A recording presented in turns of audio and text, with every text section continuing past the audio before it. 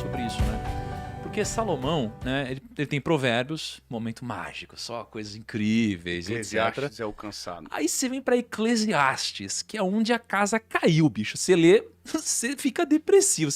Primeiro capítulo, a vida não faz sentido, né? Tudo é vaidade. Tudo é vaidade. Nada tem sentido. Ele fica lá, 12 capítulos falando que nada tem sentido. Só que eu li Eclesiastes acho que 3 vezes, tá? E eu fiz inclusive um desafio, eu acho, de Eclesiastes, né? Cada dia era um capítulo. E eu lembro que quando eu fui lendo, estudando e refletindo, né? Eu fui chegando mais pro final de Eclesiastes, eu comecei a ver que tem uma linha de raciocínio. A linha de raciocínio é que nada tem sentido, até que no final tem algo que dá sentido à vida dele. Tem algo que dá sentido ao que ele viveu, né? Que no caso, a única coisa que tem algum sentido é o temor a Deus ali, né? Se eu não estiver enganado, tá, David? Eu tô aprendendo, você que é o cara Não, pode. Você que leu 3 vezes. Não, mas é um pouquinho antes disso. Você leu 3 vezes, eu li 2. Então você tá uma leitura na minha frente. Eu não li exclusivo, eu li todo. Entendi. Mas é que um pouquinho antes de ele chegar à conclusão, né? Do que realmente dava assim. A única coisa que poderia dar sentido à nossa vida, um pouquinho antes disso, ele chega à conclusão de que o que dava sentido à nossa vida era o trabalho. E ele tentou experimentar todas as coisas belas da vida, né? Ele, poxa, tinha todos os exércitos da vida, tinha mais de 1000 mulheres, bebeu todos os vinhos, tinha todas as terras, ele tinha tudo. E aí no final ele falou, pô, isso não tem sentido, os prazeres não tem sentido, nada tem sentido. Ele falou, a única coisa que dá sentido é, de fato, é o seu trabalho. Né? Ele diz isso daqui em algum momento, né? Que ele fala sobre basicamente o trabalho como a produção, né? Como produzir as coisas, não como a colheita, não como o seu patrimônio, mas como produzir. Tipo, né? gerar alguma coisa. Como gerar, como produzir, como multiplicar. Né? A única coisa que dá sentido é isso. E aí mais pra frente ele fala, nem isso dá sentido. A única coisa que dá sentido, de fato, é Deus, né? O que você pode falar um pouquinho de Salomão que você acha assim, que é um grande aprendizado ou que a gente poderia trazer para nossa vida para ajudar a gente a viver melhor de alguma forma ou alguma história de Salomão que você acha legal? O texto é a prova que na vida a gente vai mudando de opinião. Entendeu? Então, quando nós estávamos entrando aqui, eu te fiz uma pergunta. Quantos anos você tem? Você falou 31. Então, ao longo da nossa vida, a gente vai mudar as listas de prioridades centenas de vezes. Total. Entendeu? Só que o topo da pirâmide, lá em cima dessa lista de prioridades, a gente não deveria mudar. Né? Deus deveria sempre estar lá em cima, naquele lugar intocável. Né? Então, tudo passa por ele, tudo vem dele e tal.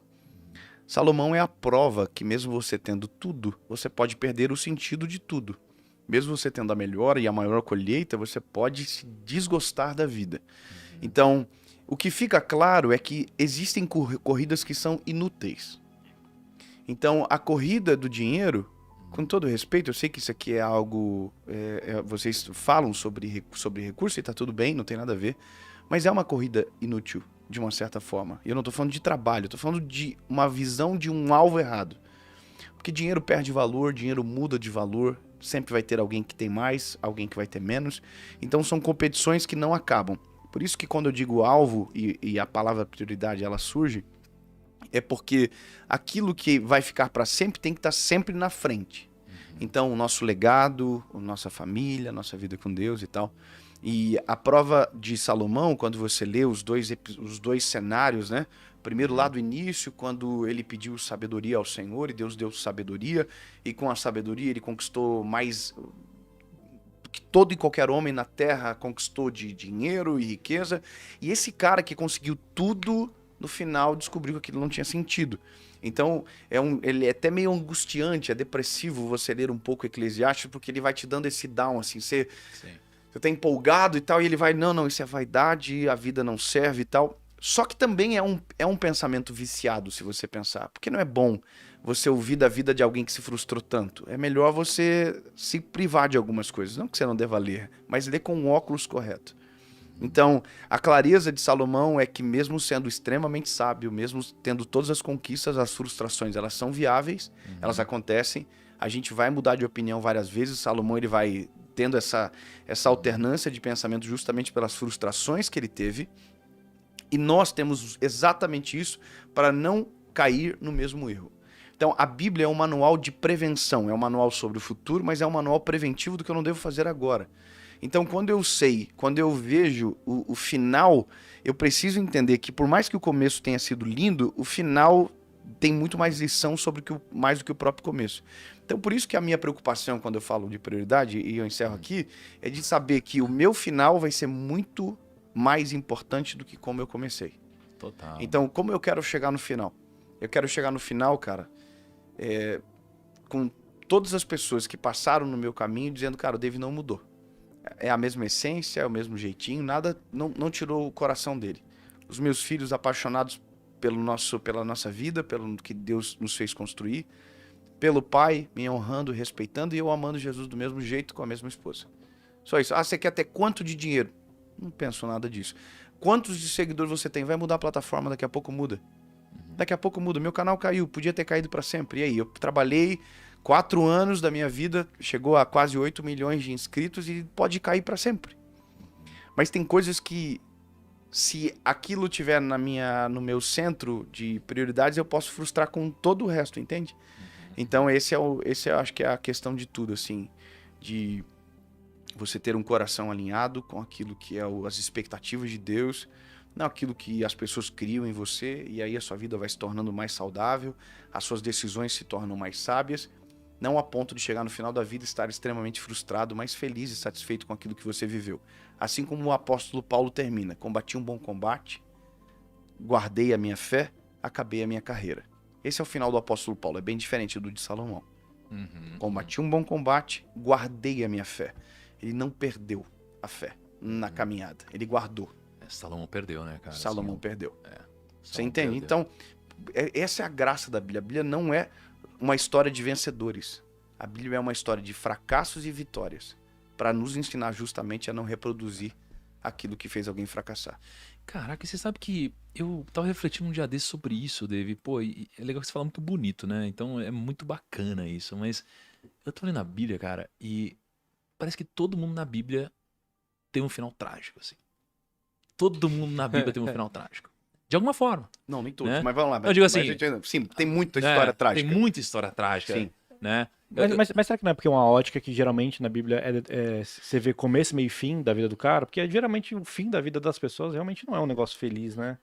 Será? Acabou de dar o exemplo do Paulo. Mas é que o ponto da minha reflexão é que, cara, eu acho que tem tanta história trágica e trágica por motivos diferentes que eu começo. Por isso que eu acho que realmente a Bíblia é um grande manual, porque ela te mostra várias formas de não errar. Ela te mostra, ó, tal pessoa viveu, tava incrível. Pega o Salomão. Tava incrível, era o cara o mais rico de todos, o mais sábio da história. Ou seja, até o mais sábio da história, até o mais rico da história. Ele foi, cara, começou a ferir princípios e olha o que aconteceu com ele depois. Aí começa a mostrar um monte de gente. Ah, olha o que fez. Olha o que aconteceu depois. Mas olha só, cara, que coisa incrível, né? Isso, se a gente voltar antes de Salomão, o pai, Davi. Davi era filho de Jessé. A Bíblia diz que um dia Deus resolve mudar a linhagem real de Israel. Ele rejeita Saul e vai levantar um novo rei. Então Samuel vai até a casa de Jessé, diz que é um dos filhos. E uma das coisas que é incrível é que a palavra diz que o rei, aquele garoto que seria o rei, era o homem segundo o coração de Deus. Nunca isso havia acontecido. Poxa, qual é a característica mais poderosa que alguém pode ter? Poxa, o homem segundo o coração de Deus. Aí Davi demora ali o processo de 30 anos até assumir o reinado e tal. Assume o reinado e a Bíblia diz que tem uma história dele com Batseba. Ele manda Urias pra guerra, Batseba tá banhando no pátio e tem toda uma cena ali, né, de um relacionamento extraconjugal. E aí, cara, olha só que loucura. Cara, é o homem segundo o coração de Deus. Mas é homem. Total. Entendeu? Então, ele nos faz entender que nós não somos, cara, ninguém. Nós somos extremamente frágeis, nós somos extremamente, sabe, nós necessitamos da graça de Deus. Nós somos, assim, miseráveis por essa graça. Porque a gente pode fazer tudo certo. De repente, cara, se a gente não cuidar, a gente toma uma decisão que acaba com toda a nossa vida.